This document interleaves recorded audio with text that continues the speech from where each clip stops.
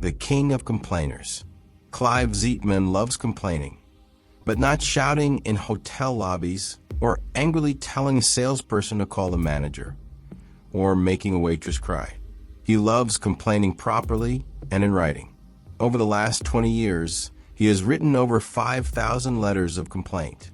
His successes include refunded vacations, countless free meals, and complimentary theater tickets. So how has he achieved this? Screaming and shouting is a complete waste of time and is usually directed at a person who is not in a position to do anything. He says, "I like to write a polite letter to the company. People don't want to help you if you are aggressive. They respond much better to good manners." It all started many years ago on a boring train trip home to West London.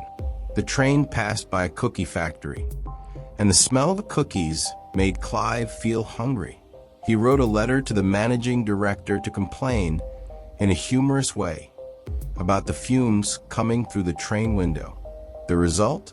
Some free packages of cookies. But since then, there have been more serious victories as well.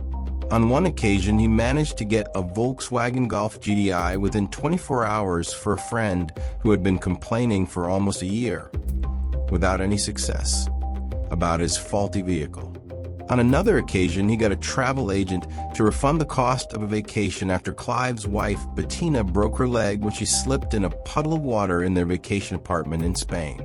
These days, there is almost nothing he won't complain about. After Clive was served moldy strawberries on a British Airways flight, he used a courier service to send the fruit to the airline's chief executive. To compensate, BA invited his daughters Nina and Zoe to Heathrow to personally inspect the airline's catering facilities. "I just can't bear bad service," says Clive. "We have a right to good service and should expect it and demand it.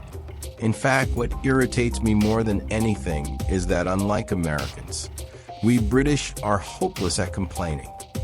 So how do Bettina, his wife, and daughters Nina, 22, Zoe, 18, and 12-year-old son Joe cope with living with one of the world's biggest complainers? Surely he must be a nightmare to live with? Has he ever asked Bettina to explain why a meal she made is badly cooked? "Oh no, of course not," says Clive. It seems there are some things even he knows you should never complain about. How to complain successfully? Clive's top tips. Never shout and swear. It achieves nothing. Don't spoil your meal or your vacation by getting into an argument with a waiter or customer service call center operator. Make a mental note of the circumstances and write a note later. Don't send emails or standard, printed out complaint forms. Companies may read these, but they probably will read a letter. And unless you are particularly fond of Vivaldi, don't waste your time calling a customer complaint line. Your letter should fit on one side to an 8.5 by 11 sheet of paper, and type it. Reading other people's handwriting is hard work. Write to the company's marketing director or finance director. They're probably the least busy. Find his or her name on the internet or by calling. Writing dear Sir/Madam is lazy. Taking the time to find a person's name and title shows initiative.